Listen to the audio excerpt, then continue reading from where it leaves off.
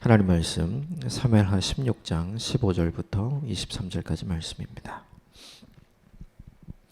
사무엘하 16장 15절부터 23절까지 한 절씩 같이 교독하겠습니다.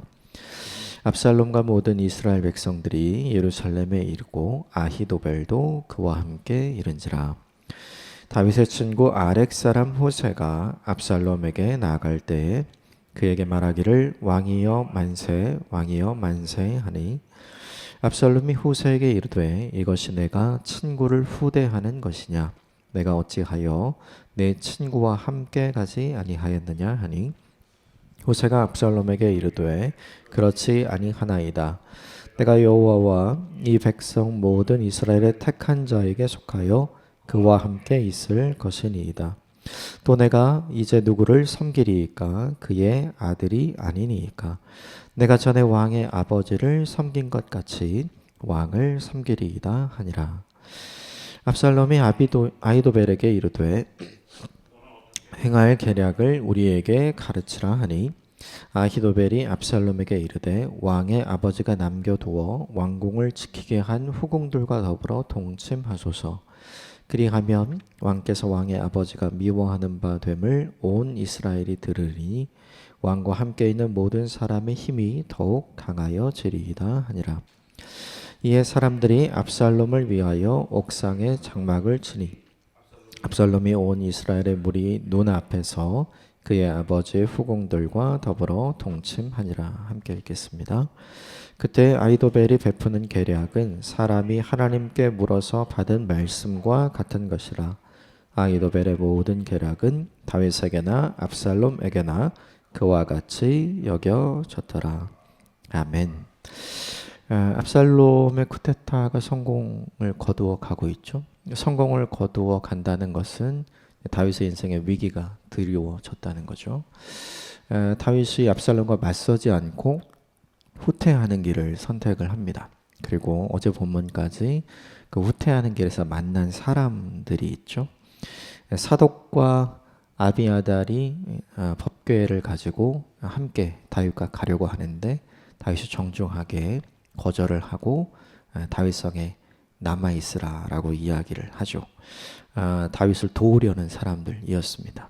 그리고 아렉 사람 후세를 만나게 되죠.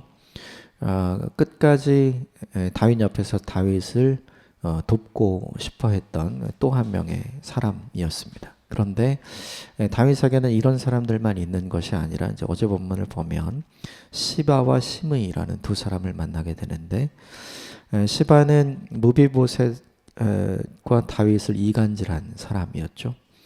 피시나는 다윗에게 필요했던 큰 선물 또 먹을거리를 가져와서 다윗에게 선물을 하면서 무비보셋이 다윗이 후퇴하고 또 도망가는 장면에서 내 아버지의 집을 이제 내게로 돌리시는구나 라고 했다고 전하게 되죠. 그 이야기를 듣고 한 가지 안타까운 것은 무엇이냐면 다윗이 무비보셋을 오해하게 됩니다. 우리가 생각해 봐야 할 것이 있죠. 위기의 순간이 찾아올 때 누군가에게 전해 들은 말, 그것은 사실이 아닐 확률이 있죠. 그래서 우리가 꼭 해야 하는 것이 팩트 체크를 해야 하는 일이 필요합니다. 그러나 시바가 보여주는 모습은 위기의 순간에 다윗을 도우려고 했던 사람이 있는 반면 다윗의 위기의 순간에 자기의 유익을 구하려 하는 사람도 옆에 있었다는 걸 보여주죠. 또 한 명 만난 사람이 시므이라는 사람이었는데 사울 가문의 출신이었고 바울임에 사는 베냐민 지파들이 모여 사는 집성촌에 사는 사람이었죠. 어제 본문에 사울의 죽음을 다윗 탓으로 돌렸어요. 사울이 죽은 것은 다윗이 사울을 죽인 건 아니잖아요. 그런데 다윗 탓을 하면서 잘 되었다고, 네가 뿌린 대로 거두는 것이라고 저주를 하죠.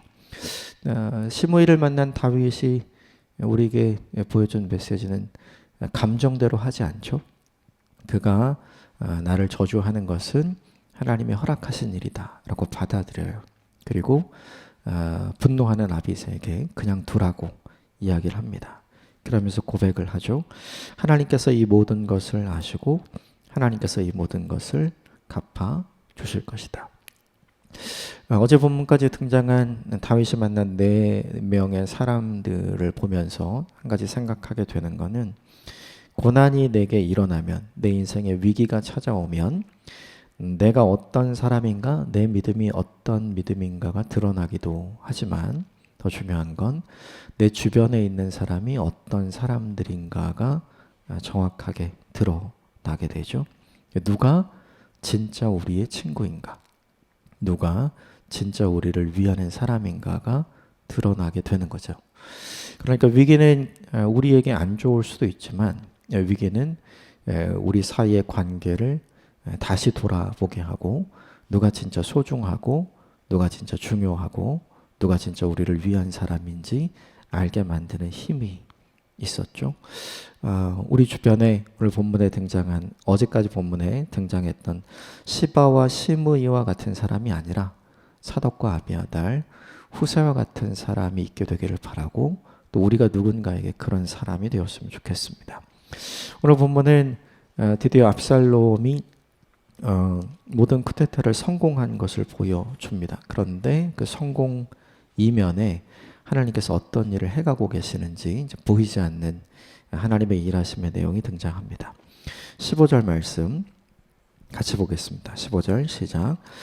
압살롬과 모든 이스라엘 백성들이 예루살렘에 이르고 아히도벨도 그와 함께 이른지라. 압살롬이 4년 동안 치밀하게 준비했죠. 모든 이스라엘 백성의 마음을 훔치는 시간이었고 군대를 정비해서 아버지의 장수들을 이길 수 있는 군대의 힘을 키웠던 시간이었고 그리고 속전속결로 이 일을 빨리 끝냈습니다. 이 모든 것을 4년 동안 철저하게 아무도 모르게 준비했고 또 그것을 시행착오 없이 잘 이루었어요. 여기까지만 보면 압살롬의 쿠데타는 굉장히 성공적인 것처럼 보입니다. 그리고 이 본문을 읽고 있는 우리에게는 어떤 생각이 들게 하냐면 하나님 왜 이 악인의 형통을 허락하시는가, 이런 질문을 떠오르게 하는 거죠. 그런데 이제 이후에 후세가 등장하는 본문을 보면서 이제 우리가 알게 되고 확인하게 되는 것은 성공이 아니구나, 또 다윗의 실패가 아니구나, 이것을 확인하게 됩니다. 16절 17절 같이 읽겠습니다. 시작. 다윗의 친구 아렉 사람 호세가 압살롬에게 나아갈 때 왜 그에게 말하기를 왕이 만세 왕이여 만세하니 압살롬이 후세에게 이르되 이것이 내가 친구를 후대하는 것이냐, 내가 어찌하여 내 친구와 함께 가지 아니하였느냐 하니. 아렉 사람 호세는 그제 본문에서 다윗과 함께 하기를 원했죠. 그런데 다윗이 정중하게 아렉 사람 호세야, 네가 나와 함께하면 나에게 네가 해가 될 것이다, 이렇게 얘기합니다. 너에게 해가 될 것이라고 얘기하지 않고요, 나에게 해가 될 것이다 이야기합니다. 그러니까 다윗은 지금 빨리 후퇴를 해야 되는 상황인데 아렉 사람 후세가 다윗과 함께하면 빨리 후퇴할 수 없는 상황이 되는 거죠. 그 이야기는 후세가 이미 나이가 많은 은퇴한 군인일 확률이 높다는 것을 알려줍니다. 그래서 대신 다윗이 이야기한 게 너는 나와 함께 하지 말고 예루살렘에 남아서 나를 도우라. 네가 함께 있으면 아히도벨의 전략을 무력화시키는데 네가 큰 도움이 될 것이다 라고 이야기를 하고 후세를 남겨두죠. 그 이야기를 들은 후세가 오늘 본문에 예루살렘에 등장한 압살롬에게 찾아가서 이야기를 합니다. 왕이여 만세, 왕이여 만세. 원래는 다윗에게 이런 이야기를 했겠죠. 그런데 이제 그 마음을 숨기고 압살롬에게 가까이 가기 위해서 후세가 이 이야기를 하죠.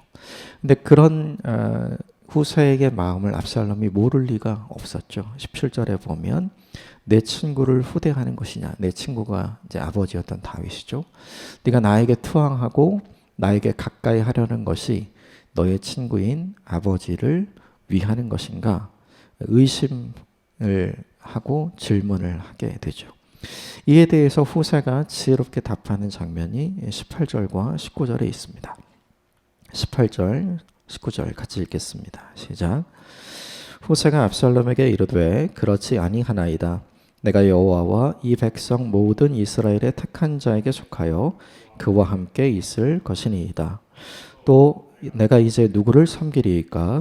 그의 아들이 아니니이까? 내가 전에 왕의 아버지를 섬긴 것 같이 왕을 섬기리이다. 후세의 대답이 지혜로웠던 내용이 뭐냐면 18절에 보면 두 가지를 이야기합니다. 첫 번째는 뭐냐면 여호와가 택한 사람. 그러니까 후세가 압살롬에게 이렇게 이야기한 거죠. 당신은 하나님이 택한 사람입니다.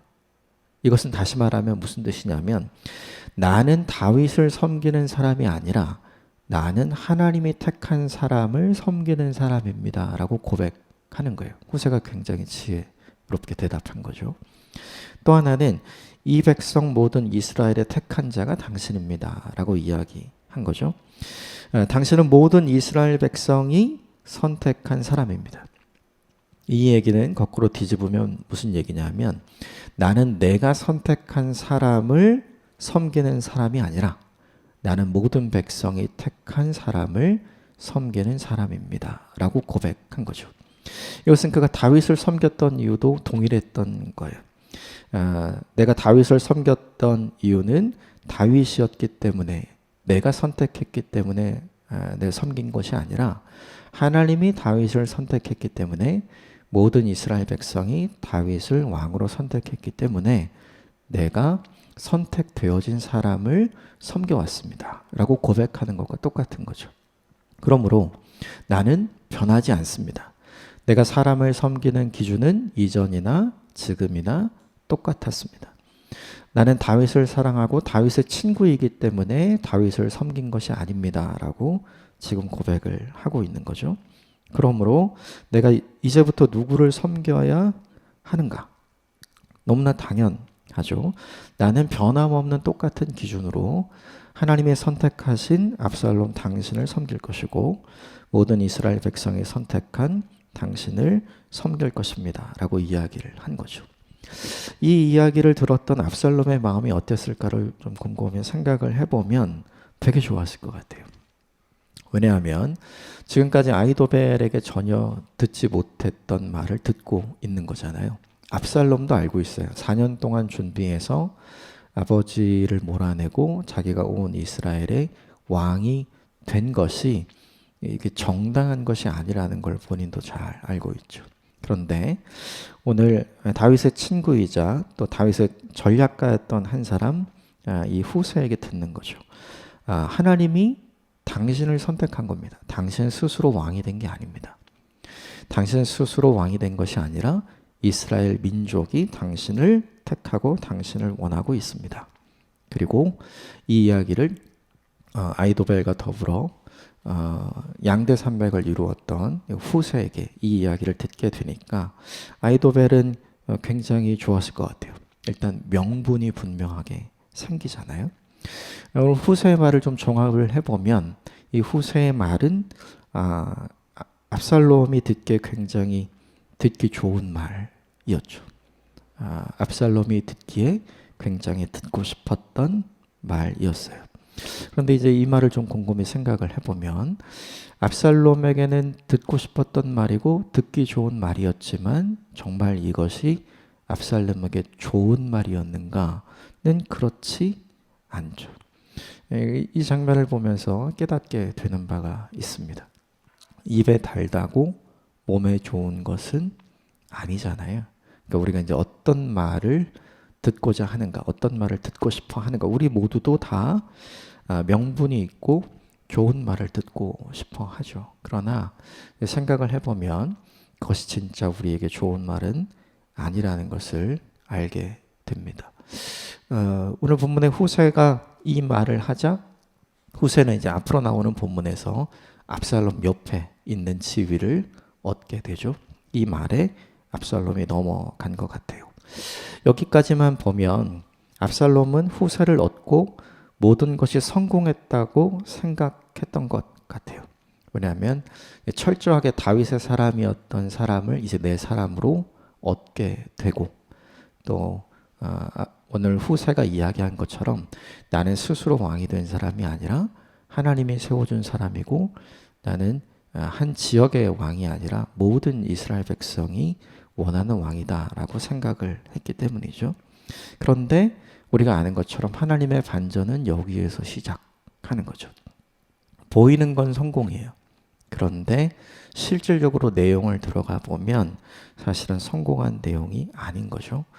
그래서 처음에 말씀드렸던 것처럼 우리가 잊지 말아야 할 것이 있어요. 그게 뭐냐면 오늘 압살롬은 굉장히 형통하게 되는 것 같습니다. 악인의 형통을 부러워할 필요가 없는 이유가 여기 있죠. 악인의 형통을 보면서 우리가 좀 화가 나잖아요. 이 본문을 보면서 압살롬이 이렇게 성공하다니, 이 본문을 보면 좀 화가 나는 경향이 있잖아요. 근데 우리가 잊지 말아야 될 것이 있어요. 그건 뭐냐면 하나님은 의인의 요동함을 허락하지 않으신다는 거죠. 그래서 압살롬의 성공이 결국 압살롬의 성공으로 끝나지 않는다. 오늘 보이는 장면은 후세가 압살롬에게 넘어간 것으로 보이지만 이 일을 통해서 하나님은 다윗을 다시 예루살렘으로 돌아오게 하시려는 하나님의 역전의 전략을 새롭게 시작하신 거죠. 이것이 우리의 인생에도 동일하게 있음을 믿습니다. 그러므로 한 가지를 기억하셨으면 좋겠어요. 우리 인생의 성공은 성공이 아닐 수 있다. 반대로 우리 인생의 실패도 실패가 아닐 수 있다. 그러므로 내 인생에 대해서 너무 비관할 필요도 없고요. 악인의 형통함을 보면서 너무 절망할 필요도 없습니다. 그 이후 20절 이후의 본문의 내용을 보면 압살롬과 아히도벨이 이야기하는 장면. 압살롬이 예루살렘의 왕이 되어서 후세를 얻고 나서 모든 것이 다 이루었다고 생각을 했겠죠. 그리고 가장 첫 번째로 무엇을 할까 고민을 합니다. 그러다가 아히도벨에게 도움을 요청을 하죠. 아히도벨이 가장 첫 번째 해야 할 일을 알려줍니다. 21절, 22절 같이 읽겠습니다. 시작. 아히도벨이 압살롬에게 이르되 왕의 아버지가 남겨두어 왕궁을 지키게 한 후궁들과 더불어 동침하소서.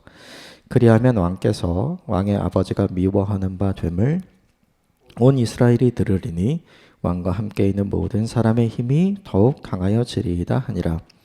이에 사람들이 압살롬을 위하여 옥상에 장막을 치니 온 이스라엘 무리의 눈앞에서 그의 아버지의 후궁들과 더불어 동침하니라. 압살롬의 물음에 아히도벨이 해야 할 일은 다윗 왕이 다윗성에 남겨둔 후궁들과 함께 동침하라. 이것을 가장 먼저 하라고 이야기하죠. 그러니까 왜 이것을 먼저 하라고 이야기했냐면 그 당시 대부분의 나라에서 정권이 바뀌게 되면 하는 일이 있었어요. 첫 번째가 뭐냐 하면 전 왕의 측근들을 모두 다 처형합니다. 그리고 두 번째가 뭐냐 하면 전 왕의 가족들을 처형하는데 대부분 여성들은 남겨뒀어요. 그리고 이 여성들에게 욕을 보인 이후에 그들을 노예로 삼는 일을 했었습니다. 그래서 이전에 모든 권력을 가지고 있던 왕이 가지고 있었던 모든 힘으로 상징되는 것들을 철저하게 파괴하고 부숨으로 내가 그보다 낫다는 것을 모든 사람들에게 증명하는 것으로 그 첫 시작을 대부분 했었거든요. 동일한 내용을 지금 아히도벨이 압살롬에게 하라고 하는 거죠. 사무엘상 3장에 보면 이제 비슷한 내용이 이제 등장을 합니다. 사울 왕이 죽은 이후에 아브넬이 이스보셋을 이스라엘의 왕으로 세우죠. 그런데 아브넬이 한 일이 있어요. 그게 뭐냐면 사울의 후궁이었던 리스바를 취합니다. 그게 무슨 의미냐 하면 실제로 이스라엘의 왕은 이스보셋으로 세웠지만 그 이스보셋보다 더 큰 권력을 갖고 있는 사람, 실질적인 왕의 역할을 하는 사람이 누구인지를 사람들에게 잘 보여준 사건이 이제 그 사건이라고 볼 수 있는 거죠. 아히도벨이 이걸 통해서 이제 노린 것이 오늘 본문에 두 가지가 나오는데, 첫 번째는 21절에 보면 왕과 왕의 아버지가 미워하는 바를 사람들이 듣게 될 거다. 그래서 다윗과 압살롬이 완벽하게 결별하게 된 것을 모든 사람들이 알게 될 것이다. 두 번째는 뭐냐 하면 왕과 함께 있는 모든 사람의 힘이 강하여질 것이다. 왕을 지지하고 있는 사람의 힘이 강하여질 것이다. 첫 번째는 이해가 돼요. 근데 두 번째는 좀 이해가 되지 않죠? 이 일을 하면 왜 사람들이 왕을 지지하게 되는가? 이유는 되게 간단합니다. 사무엘하 11장에 다윗이 우리아의 아내였던 바세바를 범하는 사건이 등장을 하죠. 그 일 때문에 사무엘하 12장에는 나단 선지자에게 책망을 받는 장면이 등장을 합니다. 그런데 그 책망받는 내용 중에 하나가 뭐냐 하면 오늘 본문에 백주의 대낮에 다윗의 아내들이 다른 사람에게 주어지는 내용이 나단의 입을 통해서 다윗에게 선포되는 내용이 나와요. 그러니까 아히도벨은 그것을 잘 알았던 거죠. 이 일을 하게 되면 나단이 다윗에게 이야기했던 대로 그대로 이루어지는 겁니다. 그 뜻은 이 일은 하나님께서 다윗의 편이 아니라 하나님께서 압살롬 당신의 편입니다를 의미하는 거죠. 왜냐하면 나단의 책망대로 다윗에게 이루어졌다는 것은 하나님께서 다윗을 징계하고 심판했다는 의미가 되는 거잖아요. 그런데 그 심판과 징계의 통로로 압살롬 당신을 사용하셨다는 것으로 드러나게 되니까 사람들이 이 장면을 보게 되면 이제 하나님께서 압살롬의 편이시구나. 더 이상 다윗과 함께 하시지 않는구나 라고 생각을 하게 될 거다라고 이야기를 한 거죠. 그 이야기를 듣고 나서 압살롬이 했던 건 뭐냐면 22절에 이제 그대로 하게 되죠. 압살롬이 듣기에 또 좋은 대로 행하고 있는 거예요. 이 본문이 우리에게 보여주는 메시지가 하나 있죠. 아까 후세에도 마찬가지죠. 후세에게 듣기 좋은 말을 들어서 이제 그대로 후세를 받아들이죠. 그런데 그것이 진짜 압살롬에게 좋은 것이 아니었잖아요. 오늘 본문의 아히도벨의 말도 사실은 압살롬에게 좋은 것이 아니죠. 듣기 좋은 말일 뿐이에요. 이 일을 해서 하나님께서 다윗을 징계하고 심판하시기 위해 압살롬 당신을 사용했다라고 하는 것은 아히도벨의 생각일 뿐이지 하나님의 생각과 마음은 아니잖아요. 결국에 압살롬의 문제는 무엇인가? 듣기 좋은 대로 행하면 하나님도 좋아하실 거라고 생각을 한다는 게 문제인 거죠. 하나님이 우리에게 원하시는 것이 무엇일까를 생각해 봅니다. 하나님이 우리에게 듣기 좋은 말씀을 하시는 분이신가요? 그렇지 않죠. 하나님은 내 마음과 내 귀에 듣기 좋은 말을 하시는 분이 아니라 내 마음과 내 심령이 바르게 세워질 수 있는 바른 말을 하시는 분이잖아요. 그래서 성도는 끊임없이 좋은 말을 들어야 하는 사람이 아니라 바른 말을 들어야 하는 거죠. 그래서 우리는 하나님의 말씀을 좋은 말씀이라 하지 않고 바른 말씀이라 하는 이유가 거기에 있는 것이죠. 성경 전체를 정리를 좀 해보면 하나님께서 적극적으로 무언가를 하라 이야기한 것이 248가지, 적극적으로 무언가를 하지 말라고 이야기하는 것이 365가지, 훨씬 많아요. 하나님이 우리가 어떤 존재인지를 아는 거죠. 적극적으로 격려하고 칭찬해서 무언가를 하라고 해야 할 좋은 상태에 있는 사람이기보다는 끊임없이 가르치고 교훈하면서 무언가를 하지 말라고 가르쳐야 되는 존재가 우리인 걸 잘 알고 있는 거죠. 그래서 하나님은 우리의 귀에 듣기 좋은 말씀을 하시는 분이 아니라 우리가 꼭 들어야 할 바른 말씀을 하는 분이신 거죠. 그러므로 아히도벨의 실수는 뭐냐 하면 귀에 듣기에 좋은 대로 행했던 거예요. 우리가 오늘 하루를 살면서 조심하고 우리에게 적용해야 될 점이 바로 여기에 있는 것 같아요. 후세의 이야기도 오늘 본문의 아히도벨의 이야기도 듣기 좋은 대로 들었다는 거죠. 성도와 교회가 잊지 말아야 할 것, 듣기 좋은 말을 듣고 싶어 하는 것이 아니라 하나님이 듣기를 원하시는 바른 말을 들어야 하는 사람이라는 것 잊지 않으시기를 바랍니다. 마지막 23절 같이 읽겠습니다. 시작. 그때 아히도벨이 베푸는 계략은 사람이 하나님께 물어서 받은 말씀과 같은 것이라. 아히도벨의 모든 계략은 다윗에게나 압살롬에게나 그와 같이 여겨졌더라. 아히도벨이 베푸는 계략이 하나님의 말씀과 같았다. 그만큼 지혜 있었고 그만큼 영향력이 있었고 그만큼 권위가 있었다라는 뜻이죠. 근데 이 표현을 보면서 곰곰이 생각을 해보게 됩니다. 하나님이 주신 거룩한 영향력, 하나님이 주신 지혜, 하나님이 주신 권위, 이것도 좋은데 이것을 아히도벨은 오늘 선한 곳에 쓰고 있나요? 그렇지 않은 곳에 쓰고 있나요? 그렇지 않은 곳에 쓰고 있는 것이죠. 이것을 보면서 깨닫게 되는 것이 있습니다. 하나님이 주신 아무리 좋은 것이라도 우리가 잘못 쓰면 결과가 나쁘다는 것이죠. 그러므로 이 본문이 아히도벨을 우리가 반면교사로 보여주는 것이 있죠. 그것은 무엇이냐면 하나님이 주신 선한 것들을 지혜롭게 쓰는 방법이 무엇인가? 그것은 하나님의 뜻대로 사용하는 것입니다. 하나님이 원하시는 곳에 사용하는 것입니다. 하나님의 방식대로 사용하는 것이죠.